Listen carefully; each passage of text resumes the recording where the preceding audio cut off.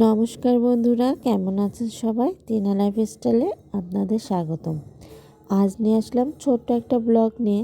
এই যে দেখতে পাচ্ছেন, এই বন্ডিটার আর কি স্বাদ ছিল, তারই স্বাদের নিমন্ত্রণে আমরা গিয়েছিলাম। এই যে এটা অনেক আগেরই ভিডিও বলা যায়, রেখে দিয়েছি।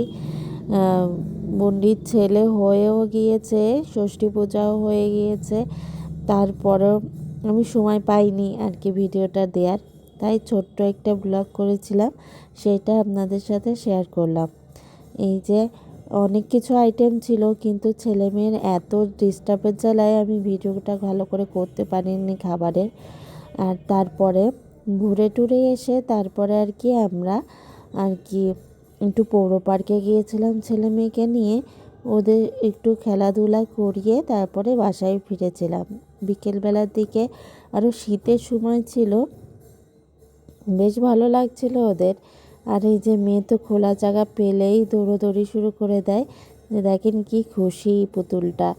আর এই যে আমরা যখন যাই তখন আরও কয়েকজন এসেছিল, তারা আর কি ফুটবল খেলছিল, সেইখানে যে ও ফুটবল খেলতে যাচ্ছে।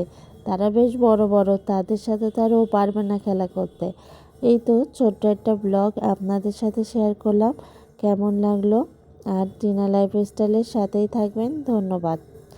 আর এই যে স্বাদের দিনে যেই ব্লগ ছবি তুলেছিলাম, সেগুলো আপনাদের সাথে শেয়ার করলাম।